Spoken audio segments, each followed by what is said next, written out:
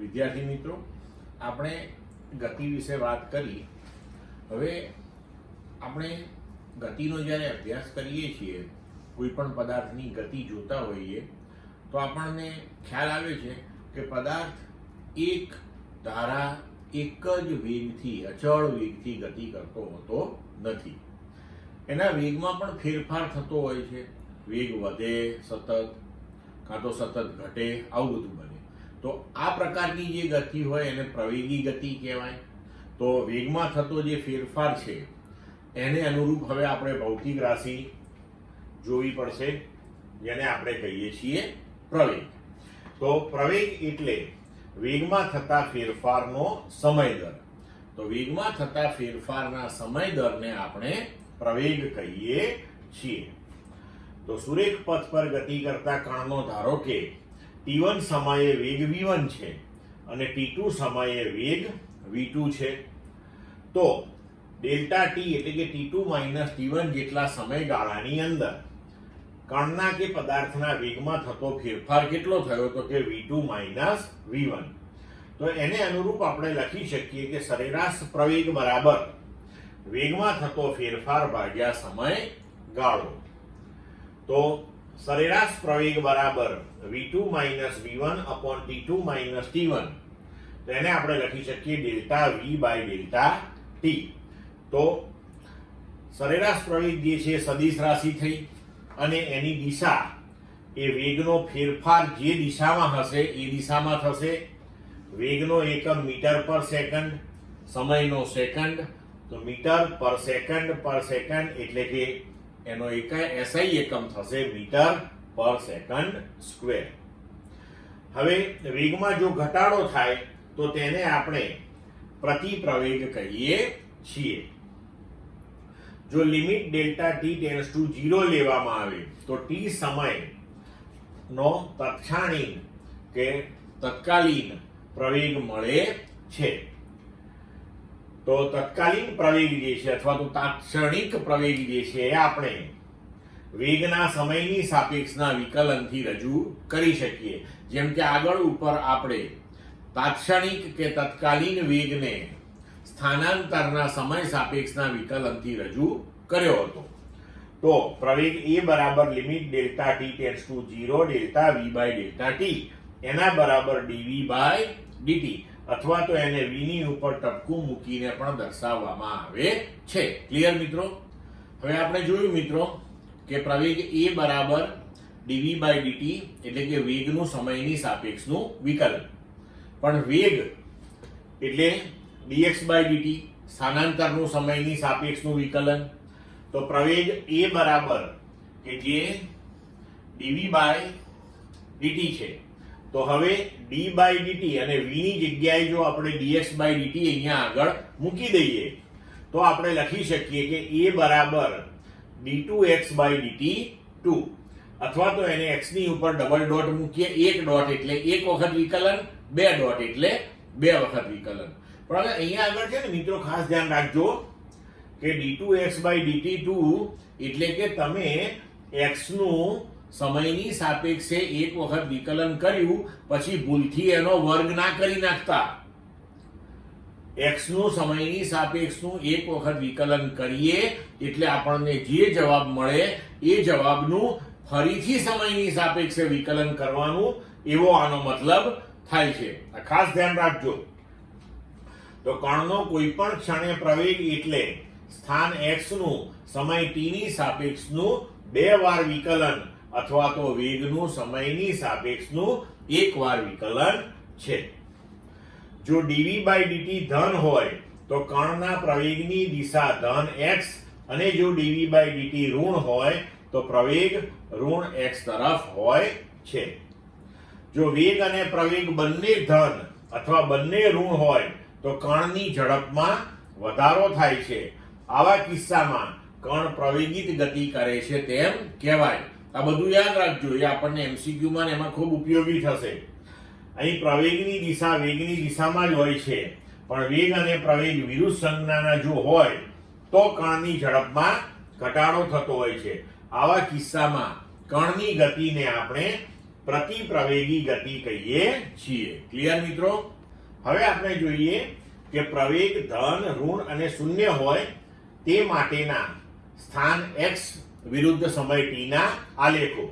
એટલે કે x વિરુદ્ધ સમય t ના આલેખ ઉપરથી તમે કેવી રીતે નક્કી કરી શકો કે પ્રવેગ ધન છે કે ઋણ છે કે શૂન્ય છે.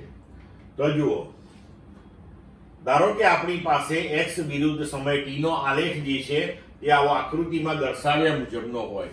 હવે આગળ ઉપર આપણે જોઈ રહ્યા છીએ કે આવા વક્રના કોઈ પણ બિંદુ પાસે જો આપણે સ્પર્શક દોરીએ તો એ સ્પર્શકનો જે ઢાળ છે એ આપણને શું આપે? વેગ આપે. તો હવે ધારો કે આપણે t1 સમયે આલેખ પરનું આ બિંદુ લઈએ અને એ બિંદુ પાસે આપણે આવો સ્પર્શક દોરીએ અને આ સ્પર્શકનો ઢાળ શોધીએ. પછી t2 સમયે આ બીજું બિંદુ લઈએ આપણે આલેખ પરનું અને ત્યાં સ્પર્શક દોરીએ અને એનો ઢાળ શોધીએ. તો અહીંયા તમે જોઈ શકો છો કે આ જે સ્પર્શક છે એને સમય એક્સિસ સાથે બનાવેલો જે ખૂણો છે એના કરતા આ સ્પર્શકનો ખૂણો મોટો થશે. એટલે કે આનો ઢાળ મોટો આવશે તો આ વેગ મોટો હશે અને આ વેગ નાનો હશે. તો મોટા વેગમાંથી નાનો વેગ આપણે બાદ કરીએ તો ડેલ્ટા v આપણને ધન મળશે. એટલે કે આપણો જે પ્રવેગ છે એ ધન મળશે અહીંયા. એટલે કે પોઝિટિવ એક્સેલરેશન, ધન પ્રવેગ આવશે આ. બરોબર? એવી જ રીતે જો x વિરુદ્ધ સમય t નો આલેખ આકૃતિમાં દર્શાવ્યા મુજબનો આ પ્રમાણેનો હશે તો તમે અહીંયા જોઈ શકો છો કે જુદા જુદા બિંદુએ જો આપણે આલેખ પર સ્પર્શક દોરતા જઈએ તો જેમ આપણે સમય એક્સિસ ઉપર મોટો ને મોટો સમય લેતા જઈએ તેમ આ સ્પર્શકના ઢાળ નાના થતા જાય છે. એટલે કે અંતિમ વેગ એ પ્રારંભિક વેગ કરતા નાનો આવશે તો ડેલ્ટા v આપણો ઋણ આવશે. એટલે કે નેગેટિવ એક્સિલરેશન એટલે કે ઋણ પ્રવેગ આવા કિસ્સાની અંદર આપણને મળશે. હવે ધારો કે x વિરુદ્ધ સમય t નો આલેખ જે છે એ આવો સુરેખા મળે તો આનો જે ઢાળ છે એ અચળ હોય. ઢાળ અચળ હોય એનો મતલબ કે વેગ અચળ મળ્યો. વેગ અચળ એટલે કે વેગમાં ફેરફાર થતો નથી. તો ડેલ્ટા v શૂન્ય આવે તો એ એટલે કે આપણો પ્રવેગ જે છે શૂન્ય આવે. એટલે આ કિસ્સામાં આપણો વેગ અચળ અને પ્રવેગ શૂન્ય મળે છે. ક્લિયર મિત્રો? હવે આપણે નિયમિત પ્રવેગી ગતિ માટે વેગ v વિરુદ્ધ સમય t ના આલેખો જોઈએ. એટલે કે વેલોસિટી એટલે કે વેગ વિરુદ્ધ સમય v ના જે આલેખો છે તેના પરથી આપણે નિયમિત પ્રવેગ માટે શું કહી શકીએ? તો જુઓ, આ આપણો પહેલો આલેખ કે v વિરુદ્ધ સમય t નો આલેખ. t બરાબર 0 સમયે જે વેગ v0 છે તો આપણે એવું કહી શકીએ કે પ્રારંભિક વેગ છે અને t સમયે અંતિમ વેગ એનો v છે. તો ધન પ્રવેગ સાથે ધન દિશામાં ગતિ. કારણ કે v વિરુદ્ધ સમયનો આલેખ દોરીએ અને એનો જે ઢાળ શોધીએ એ સીધો આપણને પ્રવેગ આપે. બરોબર? તો અહીંયા આલેખનો ઢાળ ધન મળશે, પ્રવેગ ધન મળશે. આલેખ અહીંયા પહેલા ચરણમાં છે એટલે કે ધન પ્રવેગ સાથે ધન દિશામાં ગતિ કહી શકીએ આપણે. બીજો આલેખ જોઈએ તો એમાં પ્રારંભિક વેગ જે છે એ અંતિમ વેગ કરતા મોટો છે અને સમયની સાથે વેગમાં ઘટાડો થઈ રહ્યો છે. અહીંયા સમયની સાથે વેગમાં વધારો થતો હતો તો ધન પ્રવેગ આવ્યો. અહીંયા સમયની સાથે વેગમાં ઘટાડો થાય છે તો ઋણ પ્રવેગ આવે. પણ ગતિની દિશા તો ધન જ છે તો ઋણ પ્રવેગ સાથે ધન દિશામાં ગતિ. પછી ધારો કે આપણે આ પ્રમાણેનો આલેખ કોઈક વખત મળ્યો આપણને તો આની અંદર આપણે આ આલેખનો જો ઢાળ શોધીશું તો આપણને ઋણ મળશે અને અહીંયા આપણે કહી શકીએ કે આ ઋણ એક્સિસ છે તો ઋણ પ્રવેગ સાથે ઋણ દિશામાંની આ ગતિ થઈ. હવે જો આલેખ આપણને આ પ્રમાણેનો મળે તો તમે જુઓ કે t બરાબર 0 સમયે મહત્તમ વેગ હતો. પછી જેમ જેમ સમય જતો ગયો એમ વેગમાં ઘટાડો થતો ગયો કોઈ એક ચોક્કસ સમયે વેગ શૂન્ય થયો, પછી પાછો વેગમાં વધારો થતો ગયો પણ દિશા બદલાઈ ગઈ, તો તમે જોઈ શકો છો કે આપણી વ્યવહારિક જીવનમાં જો આપણે કોઈ પદાર્થને આમ કે ધારો કે દડાને બોલ લઈ લઈએ, આપણે એને જો આમ એકદમ ઝડપથી આમ ઉપર ફેંકીએ તો પ્રારંભિક વેગ એનો મહત્તમ હોય, જેમ જેમ ઉપર જાય એમ એનો વેગ ઘટતો જાય, કોઈ એક સમયે એનો વેગ શૂન્ય થશે અને પછી પાછો એ ગતિની દિશા બદલીને નીચે પડશે, જેમ જેમ નીચે આવતો જશે એમ એમ એનો વેગ વધતો જશે. તો ઋણ પ્રવેગ સાથે ગતિ કરતો પદાર્થ કે જેની દિશા t1 સમયે બદલાય છે, કારણ કે અહીંયા જુઓ વેગ સતત ઘટતો બતાવ્યો છે અને પછી ઋણ દિશામાં થઈ ગયો છે, તો 0 થી t1 સમય વચ્ચે તે ધન દિશામાં ગતિ કરે છે અને t1 થી t2 વચ્ચે એ વિરુદ્ધ દિશામાં ગતિ કરે છે.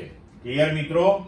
હવે જો આપણે અહીંયા આગળ અચળ વેગ વિરુદ્ધ સમયનો આલેખ લઈએ તો એ આપણને ખૂબ અગત્યની માહિતી આપે છે. જુઓ કેવી રીતે કે અચળ વેગ તો સમયની સાથે વેગ બદલાતો નથી, પ્રારંભિક સમયથી શરૂ કરીને અંતિમ સમય સુધી વેગ એકનો એક જ u રહે છે.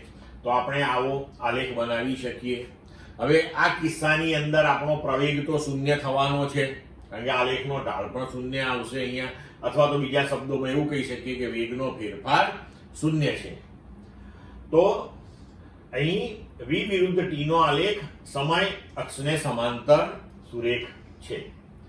તો t બરાબર 0 થી t બરાબર કેપિટલ T સમયગાળા વચ્ચે મળતા આલેખ વડે ઘેરાતું ક્ષેત્રફળ, જે આપણે અહીંયા શેડેડ કરીને બતાવ્યું છે, તો એના માટે આપણે આ ભાગ જે છે એ u થઈ ગયો અને આ ભાગ જે છે એ t થઈ ગયો.